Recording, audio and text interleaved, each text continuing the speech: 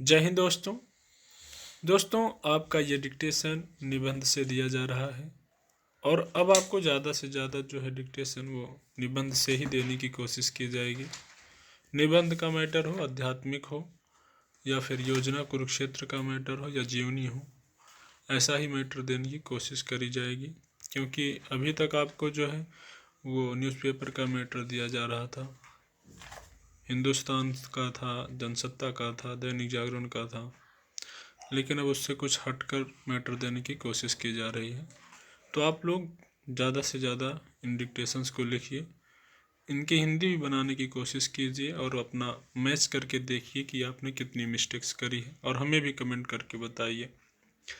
तो वीडियो को लाइक कर दीजिएगा, अपने दोस्तों को भी ज़्यादा से ज़्यादा शेयर कर दीजिएगा और अगर अभी तक आपने चैनल को सब्सक्राइब नहीं किया है तो चैनल को सब्सक्राइब कर लीजिए, बेल आइकन भी प्रेस कर लीजिए ताकि आप कोई भी डिक्टेशन मिस ना करें।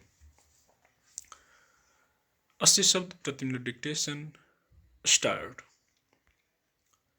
जिस कालखंड में कोई महाद्वीप विश्व मंच पर केंद्रीय भूमिका निभाता है, वह कालखंड, वह सदी उसके नाम से जानी जाती है।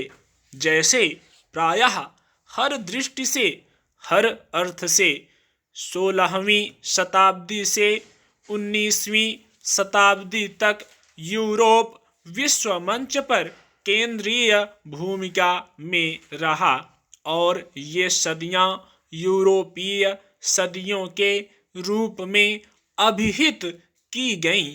20वीं सदी के प्रारंभ में प्रथम विश्व युद्ध के बाद यूरोप कमजोर पड़ने लगा और विश्व मंच पर केंद्रीय भूमिका नहीं निभा पाया।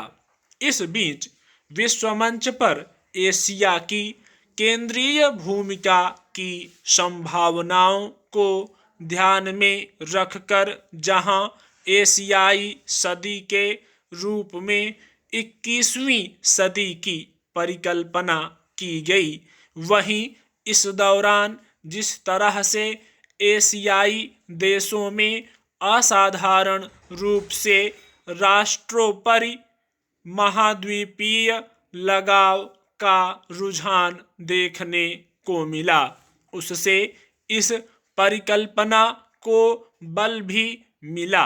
एशियाई देशों में साझा आधार, नया विस्तार की विकसित हुई अवधारणा से तो मानो इस परिकल्पना को पंख लग गए कि 21वीं सदी एशियाई सदी होगी।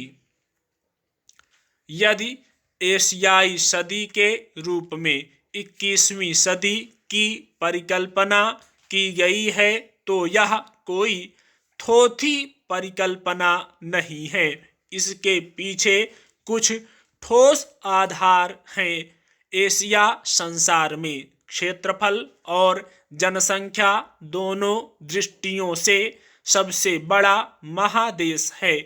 इस सर्वाधिक जनसंख्या वाले महादेश में विश्व की लगभग 60% जनसंख्या निवास करती है तथा इसका क्षेत्रफल समूचे विश्व के भूभाग का लगभग 30% है।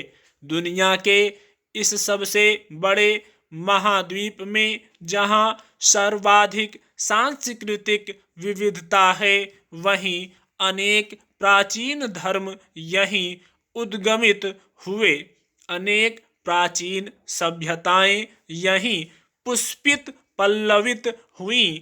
तो वैचारिक एवं दार्शनिक स्तरों पर यह महाद्वीप अत्यंत संपन्न और समृद्ध रहा।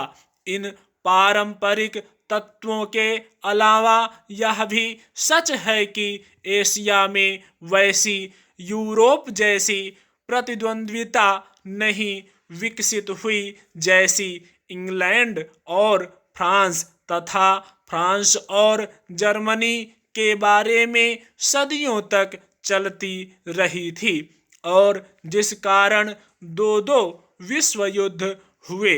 एशिया में प्रतिद्वंद्विताएं भौगोलिक देशों के अंदर ही चलती रहीं।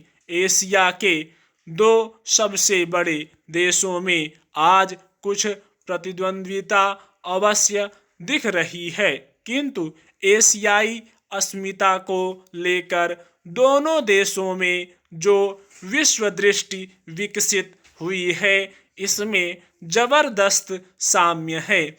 एशियाई देश न सिर्फ परस्पर करीब आ रहे हैं, बल्कि उनमें एक दूसरे की सहायता और सह अनुभूति का जज्बा भी बढ़ा है। एशिया यदि विश्व मंच पर 21वीं सदी में केंद्रीय भूमिका निभाने को बेताब दिख रहा है, तो इसमें भारत और चीन जैसे संभावना संपन्न देशों का बड़ा योगदान हो सकता है। स्टॉप।